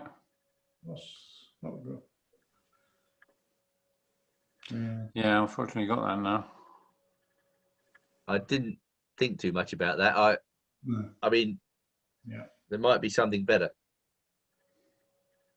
You're running out of steam, aren't you? Yeah, can we go back? So. Well, Go back, yes. Sure. Where would you like to go back to? Right to the start. Queen C4. Right. Here we are, Queen C4. Yeah, let's have a look at this. Really nice move. How about knight takes G7? It's not a nice move if you find the right continuation, I can assure you. Okay. Knight takes G7. He loves that move. That's It's not the gonna same work. position, Colin. It's not the same position. I better take it. Yeah, I think. but it wins in every line. Okay, I'll take it. Show Queen, me the line. Queen to F5. Wins in every line. Oh, you still got this Queen E6 move. Yeah. It's a bit of annoying, isn't it? Don't get frustrated and pent up. Not my fault. Cheerful and optimistic, Colin. Go back. As he brings the board down on his opponent's head. We'll just have a look at the position instead of. Yeah, okay, there we are. There's the position. I think White's got a knockout blow here. What about, have we looked at E6 in this position? No. Because at least it threatens pawn takes D7 mate. Yeah, that's right. That is a pungent threat. White played E6. Well done. Yes. Yeah. 10 million points. All right, 9,300. Okay, I'll take it. I played that in the wrong position. I think you got carried away with knight takes G7. Well, what does Black do here? Takes pawn. Move the knight. That's what he did. Yeah, got it. If bishop takes E4. What? If bishop takes E4, let's see it on the board for artistic value only. Oh, okay. So tell me the move. Pawn takes D7, mate. That is nice, isn't it? Yeah. That is beautiful. But what does Black think he's doing with all his pieces on the back row? Yeah. So knight F6 was played. Come on. Not over yet. Never over till it's over. Could he have played pawn takes pawn though, Andy? Yeah, I was wondering about that. Pawn takes pawn. Look,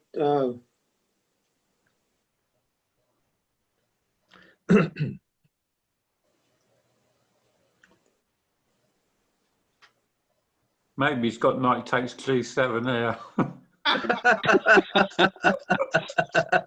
Yeah, why not? Queen check. Rook takes queen. Yeah. Well, my rook takes Or knight. rook. Carnage. You've actually played rook. No, you couldn't play rook F1. You had to play that first. Now you got rook F1, haven't you? What, in this position? No, you have to take the queen first because the queen's on F1. Can we not discuss this position? Black doesn't have a queen. Yeah, that's right. Okay. Rook F1. Knight takes G7. Knight takes G7. It crops up again. So that's the answer to pawn takes pawn. Therefore, Black played knight F6. Now, can we finish him off, please? Take on F7. Well, that's certainly check. It's double check. How about E7? E7. Does that work? Gets points for artistic merit. He takes F7. He takes F7 check. He takes F7 check. Well, okay. If you do that, he's got to take with the king. Now, where's the knockout punch? Rook D7. This guy's going ballistic. Back everything. That seems to be the... He's going completely crazy. Oh, my word. Just takes it. Yeah, that's fine. Yeah. Keep cool. Keep cool. Actually, you just go rook takes. Well, maybe you can't. Knight takes G7. No. It's no, mate. Bishop takes F6. Surely that's better, isn't it? That's better. Is it? Well, what does it threaten? Queen. If I do that, you might be able to take the rook. What's my threat? I'm running out of pieces. Yeah. And I'm threatening mate on the rebound. Yeah, that's right. All right, as Julian's offering good advice, he says, let's take a cool look at the position. Now, there must be a win here. What is it?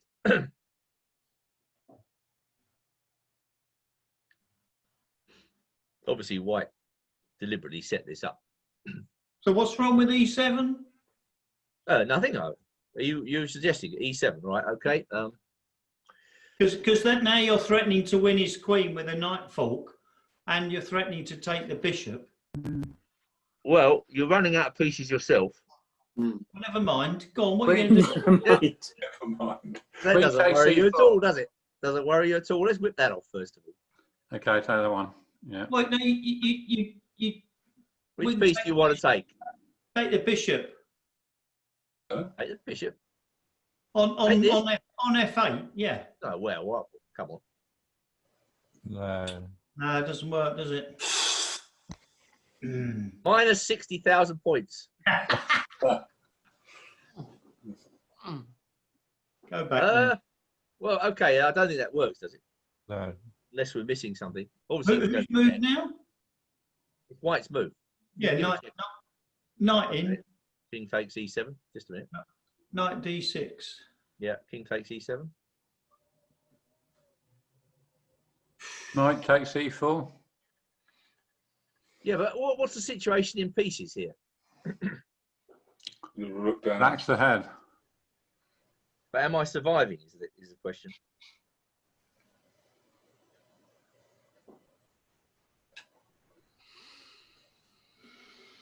Maybe rook C8. That's no good. Okay, let's go back because time's pressing. And what do you think he did after knight f6? Knight f6 right now.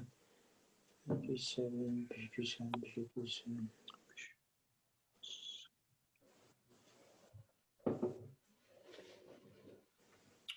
Oh. Oh. Let's check, yeah. That's good. Very good because it covers That's very G8. nice. Oh, yeah. G6, you got Queen F5. That's a good move. Black resigned. Yeah. Knight E6, come on. Oh, yeah. Okay. Well, I think we missed that. We've seen everything else. We actually missed that. Yeah. Why did we miss that? I don't know. Maybe it's not that easy to see. Hang on, just go back to 2 or 3 moves.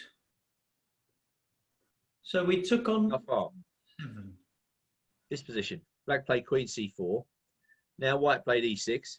Yeah. Knight F6. Knight F6. Takes Check. with Double check. And then Yeah. check. Yeah.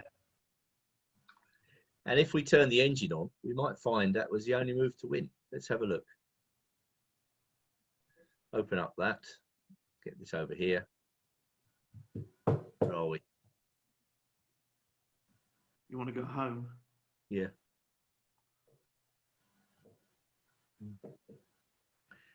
Yeah, knight h6 check is the only move to win. So there you have it. There you have it. Wow. I don't know what's so difficult about that move to see. Perhaps it's just a bit of a bewildering position with a lot of pieces on pre.